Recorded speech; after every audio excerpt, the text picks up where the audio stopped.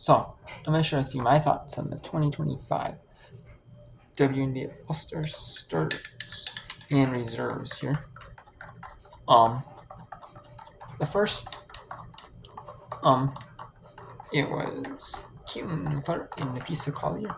Team Clark versus Team Collier. It was pre-recorded. You could see that on the broadcast. You kind of tell, but it wasn't bad though.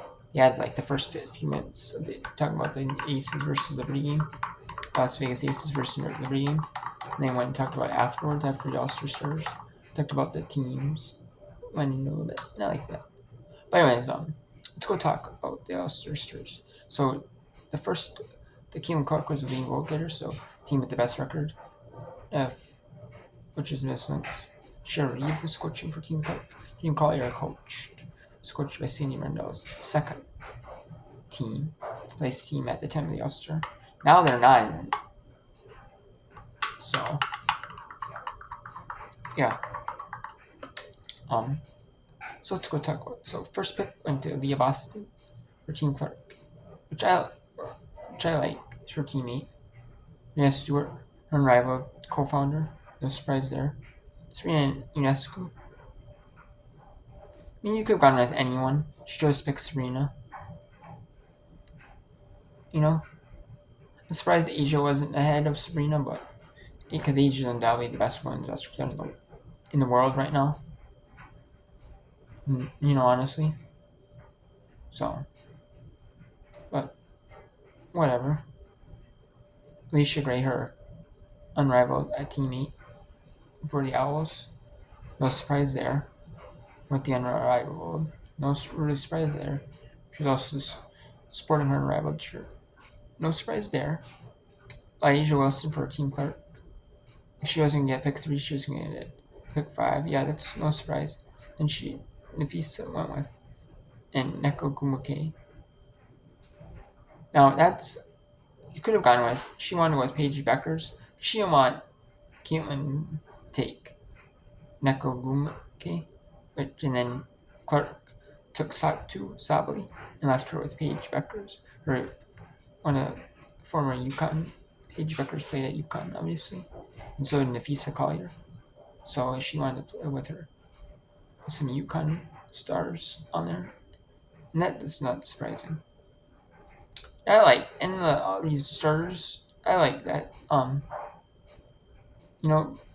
they have their teammates, their unrivaled teammate, or their unrivaled teammates, rival player. And then with Clark, it's her India favorite teammates because she doesn't play for unrivaled or any other league, overseas league, you know? And then the Collier got the first pick in the set reserves, and she went with her Miss Lynx teammate, Courtney Williams, but she also plays in unrivaled. And then Kelsey Mitchell, her FIBA teammate for Clark. No surprise there. And then went with Skylar Diggins, which another unrivaled player, but really, really solid pick up. I really like that, you know. I really do like that, you know. And what a solid player that Skylar is. She's a little under. I don't know. I mean, people respect her, but she doesn't know like near the top. You know, which I don't know why. You know, she's lower in the votes. Like Lexi Hall is ahead of her. They had like some of these weird all-star votes, like the players. You know, when the players in media selected their all-star starters. You know, and reserves and all that stuff, like Clark, like Lexi Hall and that. No, because like there's no way. I mean, how is Lexi Hall an all-star starter? She's not bad, but she's not an all-star worthy player though. You know, she's a good role player. Fits her role on Fever, but all-star no. Gabby Williams for Team Clark. Solid pick. Like Gabby Williams, one of those players that was like, I'm gonna play in overseas where they treat you better, they give me more money. But then she found a perfect fit with Seattle, which she played with before, and that, especially with her coach, who's a former WNBA player for Seattle. Um, Perfect fit. I think honestly that's like a perfect fit. Honestly, for someone like Gabby Williams, that wants to be treated right, have good wants to play in like the best league in the world, have good like facilities, a team that can pay you decently. If you want like some decent money for WNBA students, because overseas they have no salary caps, so honestly they can pay you more. Overseas leagues don't. They try to do it here so it's more competitiveness. So, one team's a hogging all the good talent, like rich owners. And you can see how it's like Fenerbahce. So, then Angel Reese for Team Collier. Another unrivaled player, but solid at picking up rebounds. Everyone hates her, like, she missed a lot. But she's very efficient, picks up second chance rebounds. I really like that. Sonia Citron, a young player for Clark. I really like that she's an all-star reserve. She really deserves it, honestly. A nice, solid, humble player. Honestly, excellent player. She's kind of like a steal in the draft. She's not like a steal, but she's like some of these players in these drafts. She's better performing Maddie Westbelt, her Notre Dame teammate, outperforming her. Honestly, so. They got 3 picks in the draft, 3 that came from the draft. Kiki Finn went to Team Clark. You got Lucy Olson. They are all showing out. They are a solid team. Both, you think, they got young players. Yeah. No. These young players can ball out. And you're seeing it, You're seeing it with these talent.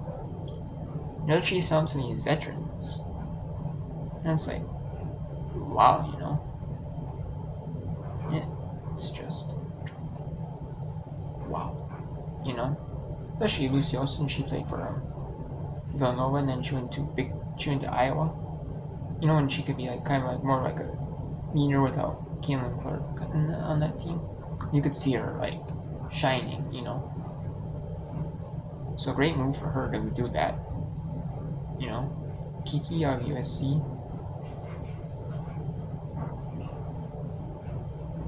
Man, what a pickup for Kiki. She was at Stanford, and then until her retired, she left. Which, I don't blame her, I guess, because she's been a recruiter. But and then Alyssa Thomas for Team Collier. No surprise there. Alyssa Thomas kind of gets snubbed a little bit. She was with they were always Connecticut was always snubbed with her. They underappreciate her, want of honor. And then Bree Jones, Eugene, all them, the Stars, were all snubbed kind of. They would get some respect, but not all true respect, the real media and the players would show them respect, and the real media personnel, maybe Rebecca Lobo, Ryan Ruckel calling names, you'd see the ESPN, WNBA, ESPN that call WNBA games or commentate WNBA games, in the studio for the pregame and halftime shows and all that. You can see them Janae, who is it? Andrea Carter, Monica McNutt. You got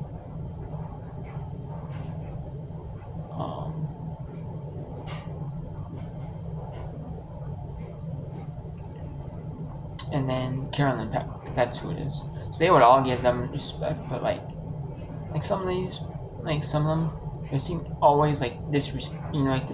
They were kind of disrespected. And it's like, what? You should. They always felt like snubbed. They had like a chip on their shoulder. Yeah. So they're always behind like second, third team. They made it to the finals, but they weren't or they may make it. But they lost to Las Vegas in the finals. So they were close. And then you got Caleb Thorne, Jackie Young going to team clerk. Jackie Young, a solid player, solid pick up. Caleb Thorne, solid pick. She was with Dallas. She wasn't getting respected in Dallas, and she went. She was good, but Dallas wasn't doing. It was nothing kind of special. They weren't doing super well, but she was still playing well. And she went to New York Liberty, a team that had a solid record, solid championship contender, and actually won the championship. Then got picked by Golden State, and you can see as one of the main stars for Golden State, showing up, and that was awesome. Golden State for her, the first time All-Star. Ryan Howard, Kelsey Plum deserves to be on All-Star. There's some snubs you could see the 10 players, along with there's 11 players, Clark and Collier, but you see Derek Hamby could be on there, Bree Jones maybe, some other players, snubs, but I like it, Kelsey Plum is really solid player, and then, she's on an under 500 team. She still deserves to be on there, as a reserve. She's not a starter, but she still totally deserves it. Ryan Howard for Orlando. Some people pick winning in the factors considerations, but she deserves it anyways. I'm glad media and players that voted for her did it right. Ryan Howard. I like Ryan Howard, a solid pick for them. She's kind of underappreciated, but she is a star for Atlanta. She's been a star for Atlanta her whole career pretty much, but she's been showing up. But she's just having hit the wins and the record and resume to prove it. But now this year, Carlos Mescal, instead of Keisha Wright, he's Keisha Wright's okay. Still improving, but they're looking like a genius now with that Carlos Mescal pick. Man, so good. And then they also had, which I like, they got Brittany Griner from Phoenix when DT retired. She wanted to stay to play at DT, and then she left. Because Phoenix wasn't going much of anywhere. Now they're starting to go somewhere now. And then now they got for a little while, and then now they got Bree Jones from Connecticut wanted to leave when they got a whole new roster pretty much, or a whole new coach. You got Brittany Reiner. You got a bunch of good players Naz Hillman, Tina Paupau. So you got really good stars, really good players. They're just know how to play their role and play it well. Showing out game after game. And they're just on tough games. They've lost games by a couple points, but they're solid. Team. If they can start just closing up, finishing up games, not a few here, a few there. Not all of them, but maybe instead of going losing a couple losing maybe 3 close games in a row. They might instead of losing 3 out of 4 close games, say they lose 2 out of 4 or 1 out of 4. That will really turn. But they're still a really solid team. In this league, they're up there in the top. So I so we'll see. So yeah, I like that pick. And then the captains switched their coaches. They actually trade. They can do trade. They trade for Nafisa Collier gets Cheryl Reeve, and for Team Collier, and Team Clerk gets Sandy Brandello from the New York Liberty. And I mean, you knew that was going to happen. You knew good and well because if especially if she was on Team Clark, she would. And they told you how to guard Nafisa Collier. Would she really tell you how to guard Nafisa Collier?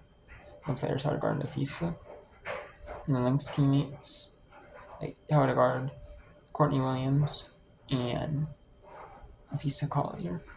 Absolutely not. So like I think she'd play checkers. She'd be playing chess, so they're playing checkers, trying to guard her. She might say something a little bit, but she's like not gonna give it away. And they're like, you know. So